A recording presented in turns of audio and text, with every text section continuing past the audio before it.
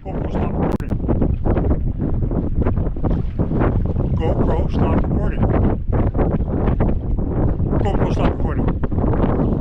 GoPro, stop recording. GoPro, please stop recording.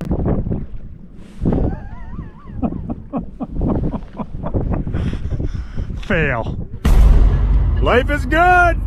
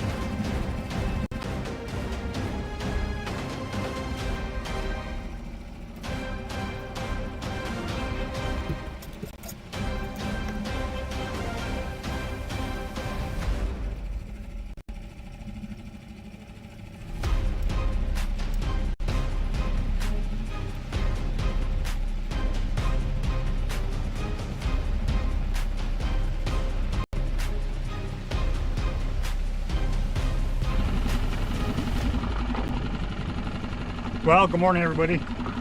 Welcome to the channel. Welcome to another edition of NTS Adventures. Well, I hope those of you that watched the season 1 recap enjoyed it. I sure enjoyed making it. It brought back a lot of memories, a lot of fun memories, that's for sure, which is part of the reason I'm doing this. Anyway, decided last night there that it was going to be a beautiful day out today here in the valley. It's going to go up to 12 degrees Celsius.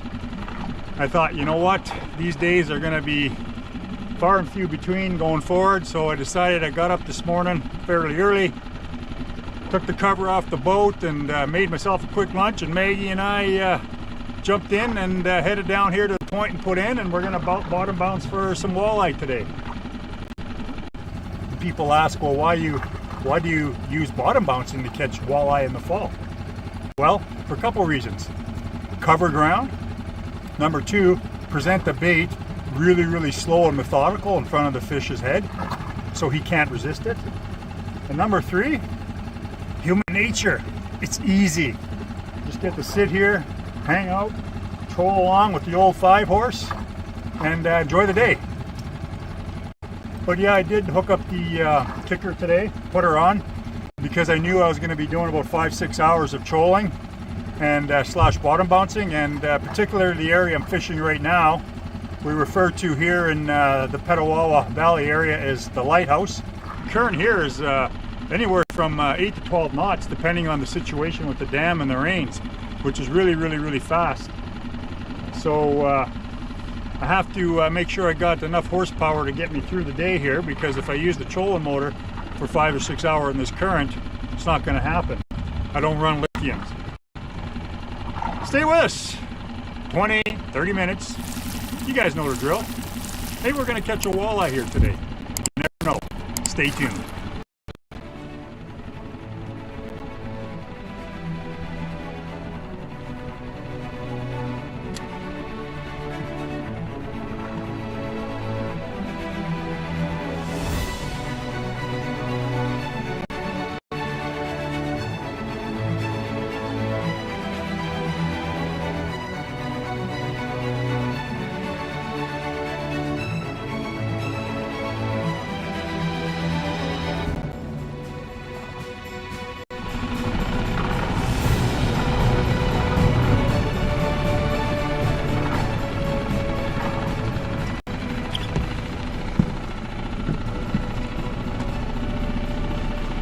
Well, I've been fishing here for about 45 minutes.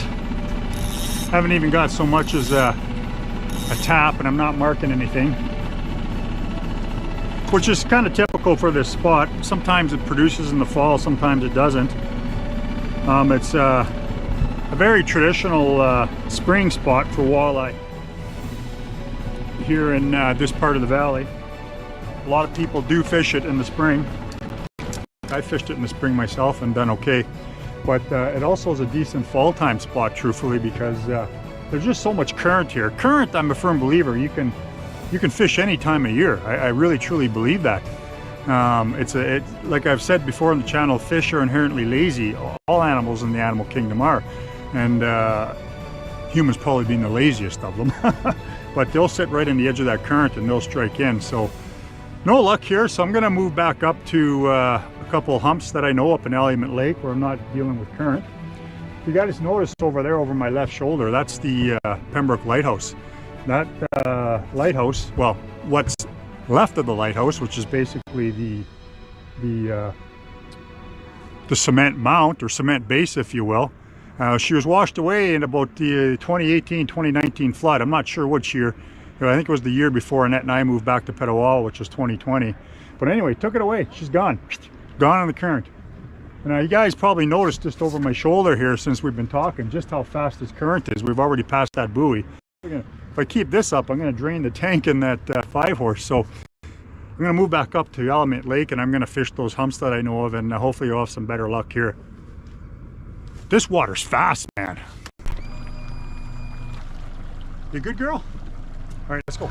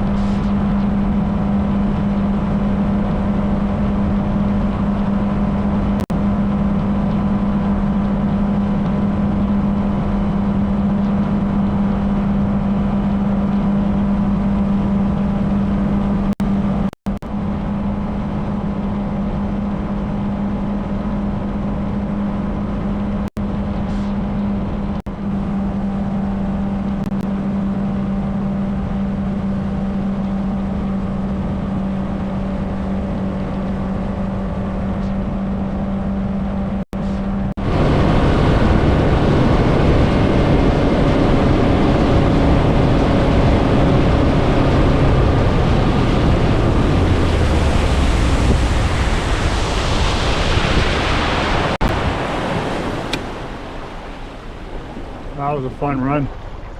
I always like that run when it's a nice calm day out.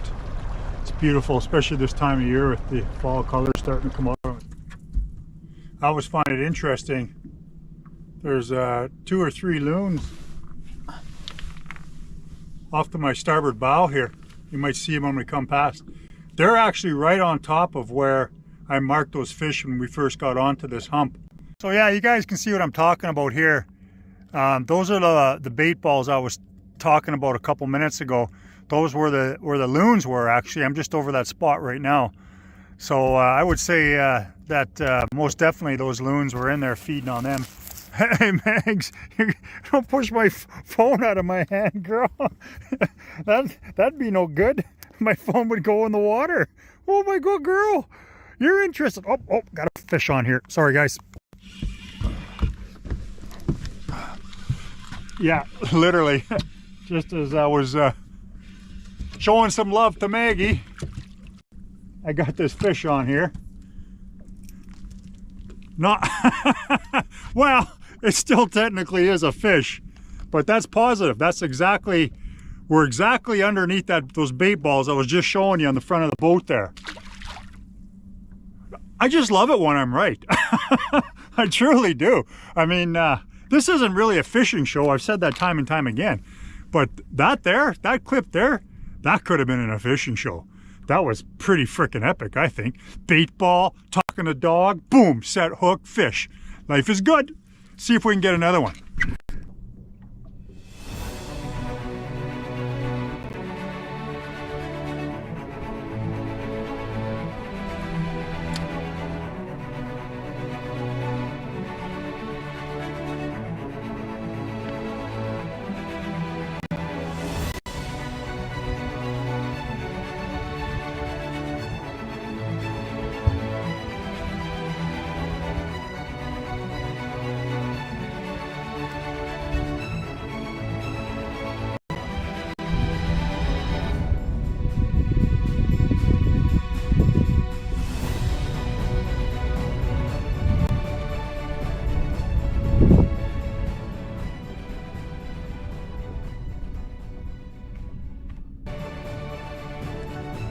The fish finder in the bow of my boat is picking up a bunch of fish on the bottom. I have that one set to 2D imaging, and I have the one on my console, or my cockpit, if you will, just on the map, so I can make sure I'm nice and tight on those waypoints. But the beauty of this system, the way I'm fishing it, is there's obviously a transducer on my trolling motor. For those of you that don't know, I appreciate that not everybody on my channel is a hardcore angler, so I'll explain it. So basically, the trolling motor has a transducer which picks up the signal of the ground, the fish, the bait fish, the logs, the rocks, etc. I also have a big honking transducer on the back of the boat there. That's a side imaging transducer. If you ever notice when I'm driving there, you see a bit of a rooster tail there, because that transducer is huge. There's no way around it. It's got two sidebars on it that basically take a picture of the side of the water as you're moving, angled off the water column and then down. But what I like about it, the way I'm fishing this way, is I look up front and I see the fish are marked. That's directly below the boat. And I've explained this before, although that may be historical data, it's not that old. That picture was taken sometime when that transducer went over that fish. Doesn't mean the fish are still there. They could be gone, but at the time that transducer went over that spot, the fish were there. So by the time my bait, which is at about a 45-degree angle off the boat, which I've explained before, so it's probably sitting back 12, maybe 15 feet. So I see the fish up there. I know that by the time I get my bottom bouncer over that fish, I should be ready for doing a set on my hook, roughly. I mean, it's not that scientific, quite truthfully. I'm just kind of glancing around. I'm trying to enjoy the day too. I'm not like a lot of anglers who spend their whole time out in the water staring at a screen. Why do I want to stare at a screen? Look at what I have around me. I have life. No offense for those of you that are using forward-looking sonar, AAK live scope. I know a lot of anglers do, and they've had success with it. But you're basically playing a video game at that point, in my opinion. Now, some of the guys and gals that are using them, they see they're very effective and they're catching fish. Sure they are. It's not my thing. To each his own. Not saying that I never would try it. I would try it just to see what the experience is like. There we go. This one's a little better, actually. I'll finish my thought in a minute. Let me land this fish. Geez, you'd think I knew what I'm doing here today. This one might even be for the tub here. Yeah, he's probably going to go 13, maybe 14. Yeah, definitely over the 13 mark, which is kind of my limit. I'm going to put them in, and I can always, my fish stay. Beauty of this time of year, folks, is your fish will stay alive a long time. That water's so cold and the air is so cold. Plus I have auto and manual circulation on board. This fish won't die, so if I decide to upgrade it, which I may throughout the day here, I can do that and that fish will be released perfectly healthy. But that's kind of the limit. I've talked about this before on the channel. That's kind of the limit of where I'm keeping fish at. That fish there is probably 13. I might even go 14. I'm just guessing off the top of my head after catching probably, I don't know, 10,000 of them in my life, maybe more. So it's roughly around there. So we'll put them in the tub, and like I said, maybe we can upsize them later. Enjoy your time in the blackness, my friend. Yeah, I make myself laugh. Let's get another fish.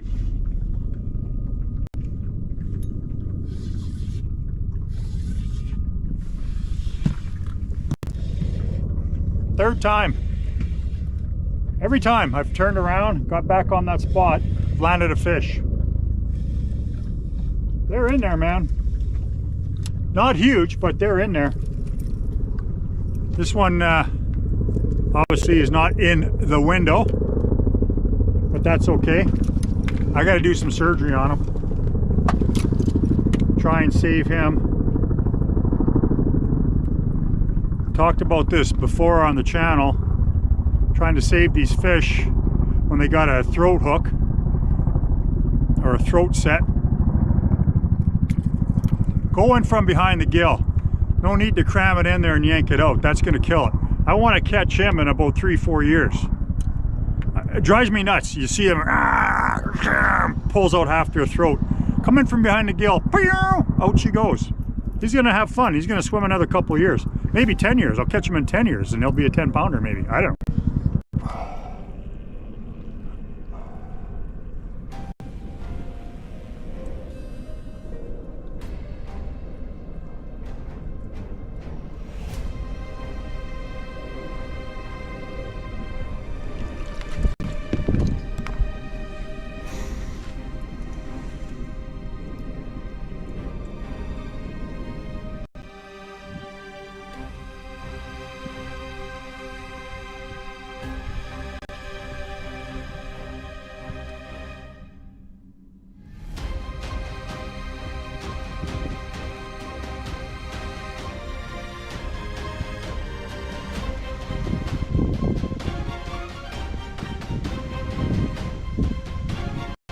That's a fish there.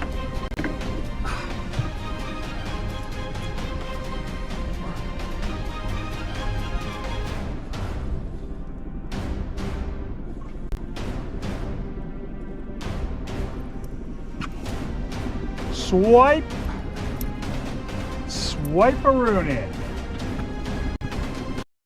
My kids used to watch that show when they were younger. Dora the Explorer, I think her name was.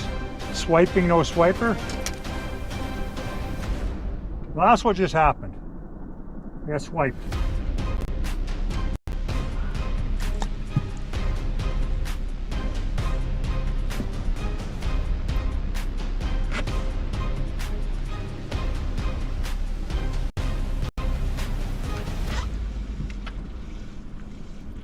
I've mentioned this before on the channel, but it doesn't hurt to do a quick recap. You can see I was fiddling with my my worm on my bottom bouncer there. It's important that you get it correct, because if it's too far up like that, for example, if that stays like that, that's going to spin and spin and spin. Conversely, if the hook is in the wrong place as well. So it's really the only critical thing about this presentation. So it's like that, okay? So basically you're going to pull that worm out, stretch it out, and you can see kind of where the two hooks are sitting. So you're trying to minimize the amount of slack between the two hooks, if you will. And it's important because it avoids any twists that might come of things. I don't know if you guys can pick that up or not, but that's basically how you want that bottom bouncer to run. Full extension on that worm, full extended, at a speed at which the lure is actually working. Too slow can actually backfire as well, because you want that spinner working on there to create that flash. So that's it. It's not hard, folks, but just make sure that that worm is on properly so it can run fully extended like that to avoid twists, and at a speed at which those bottom bouncer can actually work the way it's supposed to, i.e. the spinner's moving and you got that action. It's that simple. It's always the way. Give them an inch and they'll take a mile. I gave Megs a couple pieces of ham off my ham sandwich. Now she's my best friend. She somehow thinks I have more.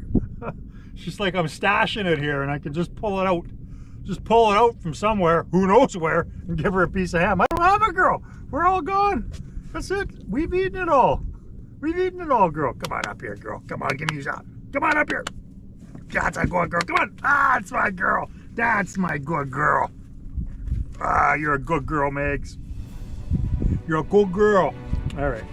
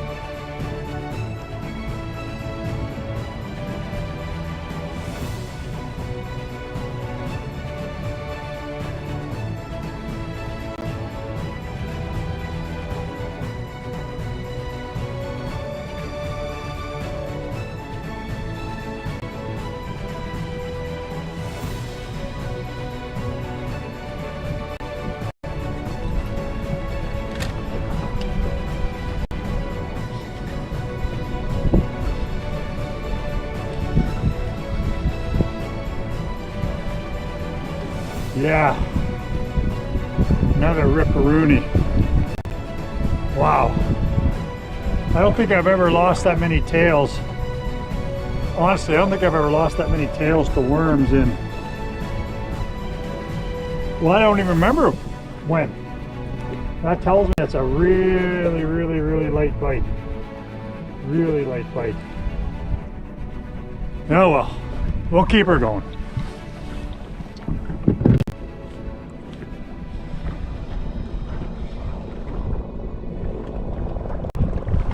Yikes, yikes, yikes, yikes, yikes, yikes, yikes, yikes, yikes, yikes, yikes.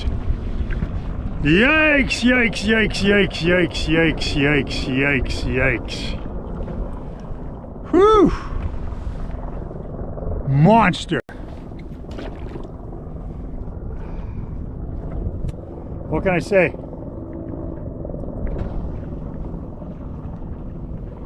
That hook's getting a bit dull too.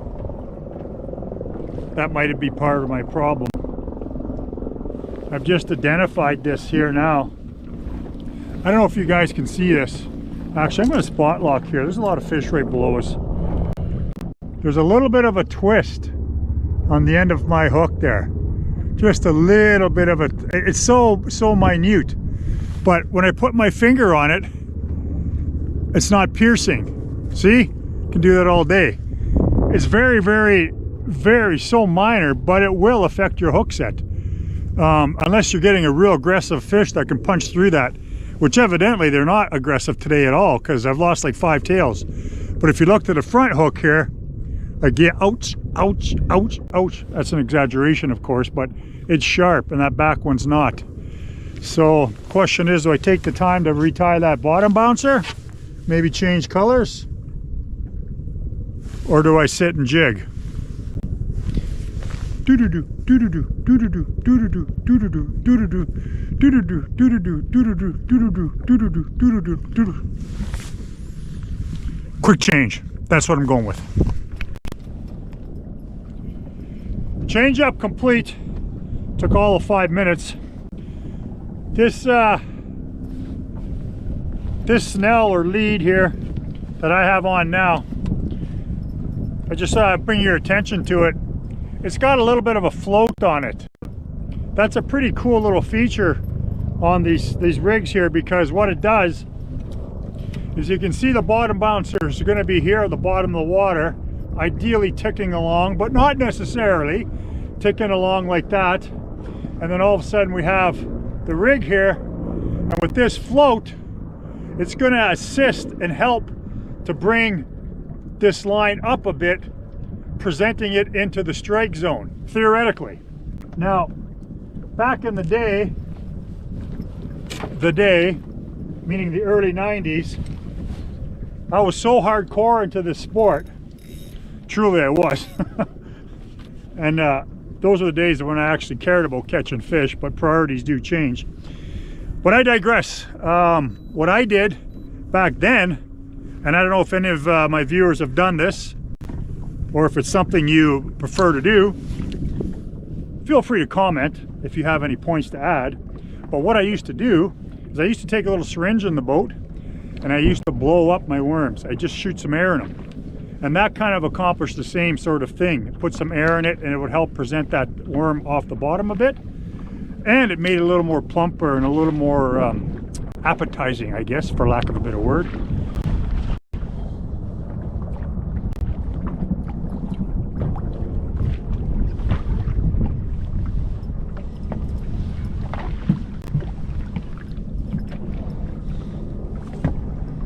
Are we serious right now? Are we freaking serious? Help. That's all I want is help. I honestly have never seen this happen in my life.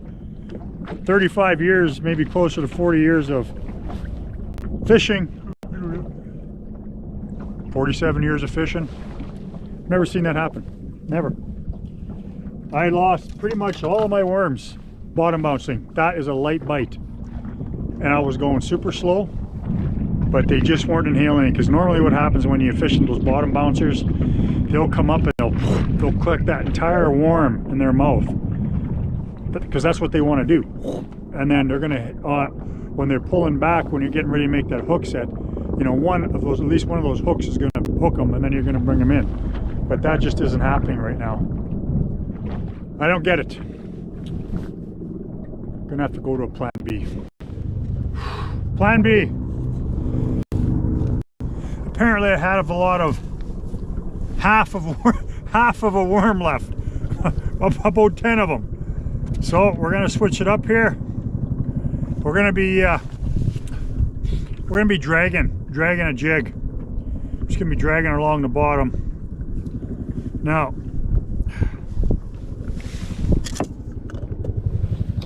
there's 1,000 different ways of doing this, and I don't mean to insult anybody's intelligence, but what I prefer is these VMC Smarty jigs, is what I call them. They're a little bit flatter, button jig, and they cut through the water really nice. They're really good, I find, when you're dragging jigs, and they have a slightly less of a tendency to snag.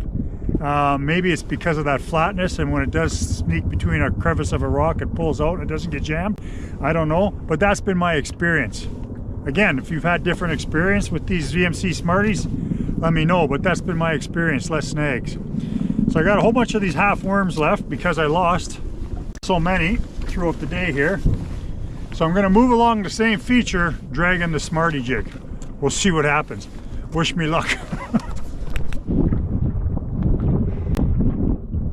You're not gonna believe this.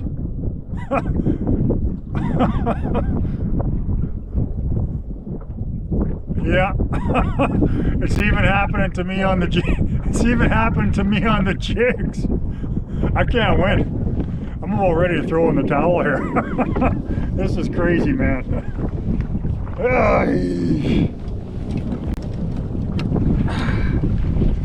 Light bite. That's what we call light bite. Super light bite.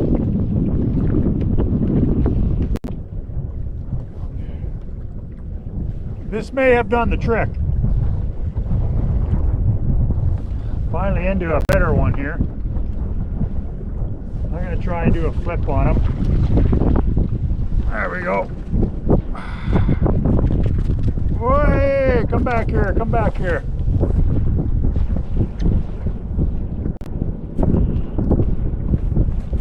Look it, proof, my friends. Look it. This could be the guy. This could be him. I could have finally caught the culprit. Proof. One half there, one half in his grubby little mouth. Well, guess what, buddy? You're mine now. And you're gonna be in my tummy in about 3 hours. Nice try. I win. I win.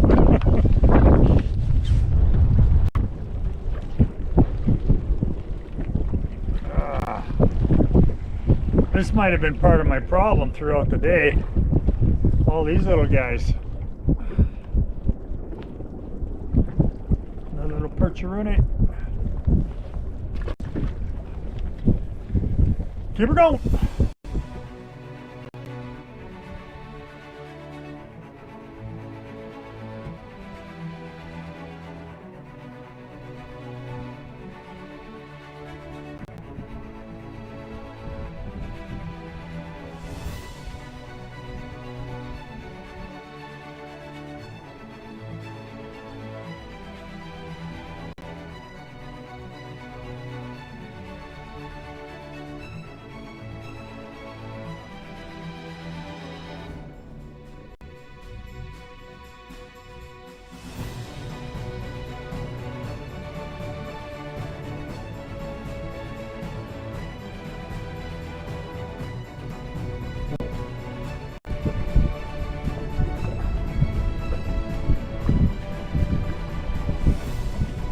Maybe a little better. Yeah. I'm gonna have to go back and get the net here.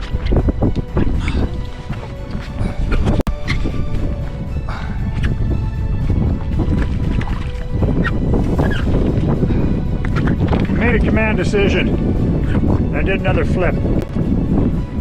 All right, all right. A little better. Going in 14, 15 inch territory. I might be able to upgrade that 13 incher from earlier in the day. I'm one away from that. We'll see how it goes here. But yeah, I mean, you can see them in here. I mean, I don't know if you guys can pick this up or not, but you can see them in there. Well, I'm right on top of them right here. I'm spot locked and I'm just going right down to the bottom there. Right on the bottom. I've been hitting 27 feet, so we'll see how she goes.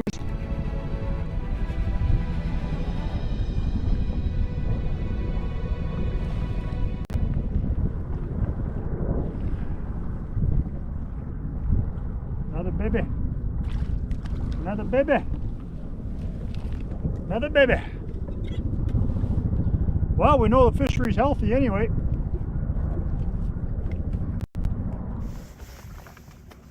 So this is a really good example here of fish chasing bait balls. You can see the fish on the bottom there. Those long lines to the right there, those are fish that are still there. I've talked about this before. It's not historical data. And then of course the bait ball is up top there, and that's what they're doing. They're underneath there and I'm fishing right on top of them. And that's where I've been picking up most of my fish today with this type of strategy.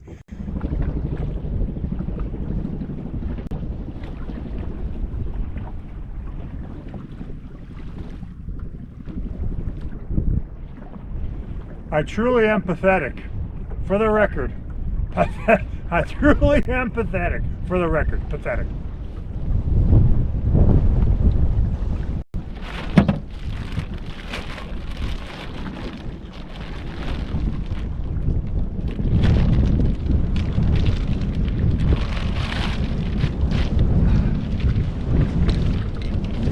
Well, friends, I'm literally 18 worms.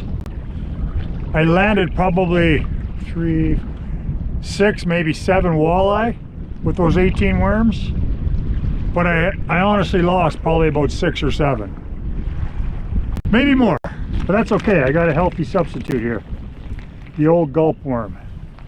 Look at that. It looks real, doesn't it? We're gonna give her a go.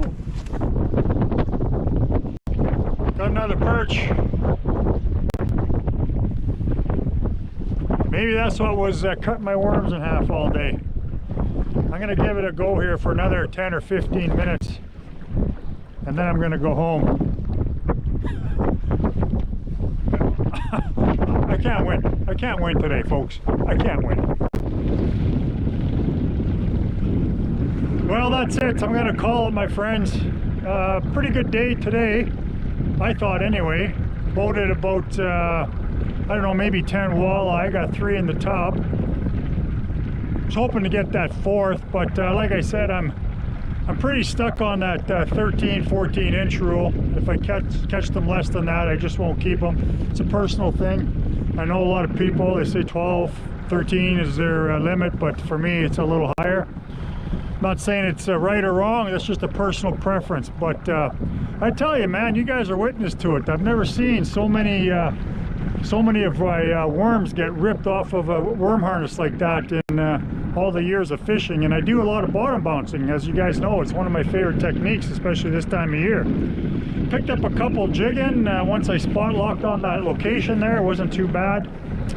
But other than that, I had a lot of fun this morning. I truly did.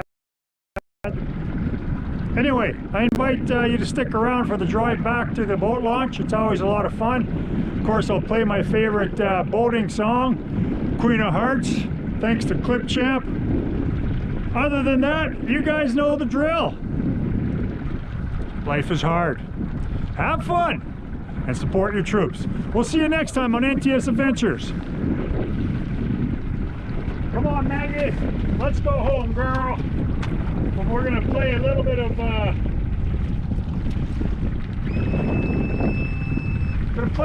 music. 1, 2, 3.